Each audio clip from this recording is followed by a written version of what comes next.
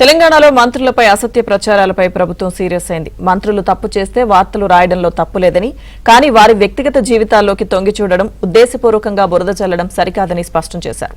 మరోవైపు రాబోయే మున్సిపల్ ఎన్నికల్లో కాంగ్రెస్ మెజారిటీ స్థానాలు గెలుస్తామంటున్న టీపీసీ చీఫ్ మహేష్ కుమార్ గౌడ్తో మా ప్రతినిధి Siddharth face to face. Municipal ఎన్నికలపై అన్ని రాజకీయ పార్టీలు దృష్టి పెట్టాయి. ప్రస్తుతం ఇదే అంశాన్ని మనతో మాట్లాడడానికి కాంగ్రెస్ చీఫ్ మహేష్ కుమార్ గౌడ్ ఉన్నారు. ఆయనతో మాట్లాడదాం. సార్, ఇటు రెండు పార్టీలు, ఇటు బీజేపీ కానీ బీఆర్ఎస్ కానీ మున్సిపల్ ఎన్నికలకు సిద్ధమవుతున్నాయి. కాంగ్రెస్ ఏ విధంగా, మీ స్ట్రాటజీ ఏ విధంగా ఉండబోతుంది? రాజకీయ పార్టీలు ఎన్నికలకు సిద్ధమవడం సర్వసాధారణం. ఎవరు సిద్ధపడి పోరాడినా అంతిమ నిర్ణయం కాంగ్రెస్ వైపు ఉంటుంది. జరిగే మున్సిపల్ ఎన్నికల్లో 90% పైగా మున్సిపల్ మేము గెలుచుకుంటాం. కారణం, 2 ఏళ్లుగా రేవంత్ రెడ్డి గారి నేతృత్వంలో కాంగ్రెస్ ప్రభుత్వం ఇస్తున్నటువంటి అభివృద్ధి, సంక్షేమం. ఇందిరామ ఇల్లు 10 ఏళ్ళు ఒకటి అడగలే, మేము వచ్చిన తర్వాత ఇందిరామ ఇల్లు ఇస్తూ ఉన్నాం. 10 ఏళ్ళు రేషన్ కార్డు, ఒక్క తెల్ల రేషన్ కార్డు ఇవ్వలేదు. మేము రేషన్ కార్డులు అడిగినా ప్రతి పేదవానికి రేషన్ కార్డు ఇచ్చాం.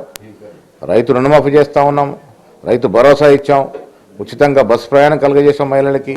200 లోపు యూనిట్ గారు కూడా ఉచితంగా కరెంటు 70% మంది ప్రజలు గ్రామాల్లో వాడుకుంటూ ఉన్నారు. ఇవన్నీ కూడా కార్యక్రమాలన్నీ కూడా వాటి నుంచి వచ్చినటువంటి ఫలితాలే మాకు ఎన్నికల్లో ఓటు రూపంలో వస్తాయి. ఏ రకంగా అయితే సర్పంచ్ ఎన్నికల్లో ఒక మెజారిటీ సీట్లు మాకు ఇచ్చినారో దానికన్నా ఎక్కువ ఉత్సాహంతో మున్సిపల్ ఎన్నికల్లో ఓటర్లు ఓటేస్తారు. 90% మున్సిపాలిటీ కాంగ్రెస్ పార్టీ గెలుచుకుంటుంది. సార్, మొన్న జరిగినటువంటి పంచాయతీ ఎన్నికల్లో అధికారంలో లేనటువంటి బీఆర్ఎస్ చాలా మంచి ఫిగర్స్ సాధించింది అనేది బీఆర్ఎస్ పార్టీ చాలా విమర్శలు చేసింది. ఈసారి కూడా అట్లాంటి ఛాన్సెస్ అవుతాయా, లేదంటే మొన్నటి అనుభవాలను దృష్టిలో పెట్టుకుని ఏమైనా మార్పులు చేయబోతున్నారు? కొన్ని చోట్ల మా నాయకుల యొక్క సరైన సమయంలో స్పందించకపోవడం, మా నాయకులు 5-6 పోటీ చేయడము, ఆ ఓట్ల చీలిక వల్ల కొన్ని చోట్ల బీఆర్ఎస్కి లాభం జరిగింది. మున్సిపల్ ఎన్నికలు అలాంటి పరిస్థితి ఉండదు.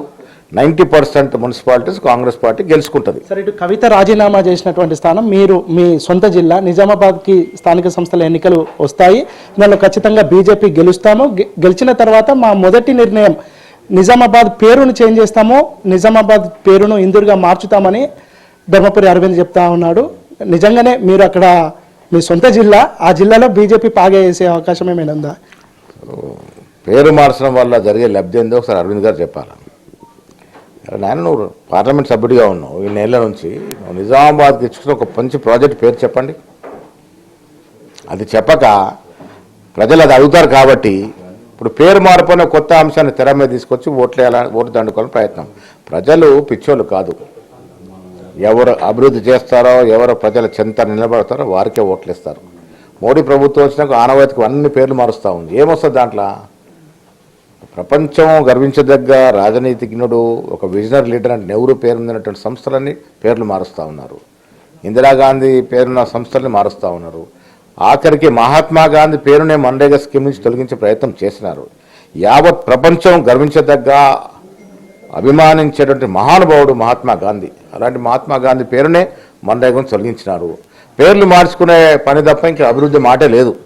నేను అరవింద్ గారు కానీ రామచంద్రరావు గారు కానీ, అరే మీరు పేర్లు మార్పు తర్వాత అంశం, ఇవన్నీ తరతరాలకు వస్తున్న పేర్లు మార్పు అడిగే ముందు మీరు అలాంటి పర్టికులర్ ప్రదేశాలకి ఏం అభివృద్ధి చేశారు? మీరు కేంద్రంలో 12 ఏళ్ళుగా అధికారంలో ఉన్నారు, ఏ పరిశ్రమ తీసుకొచ్చారు, ఎలాంటి కార్యక్రమాలు తీసుకొచ్చారు ప్రాంతానికి చెప్తే బాగుంటుంది.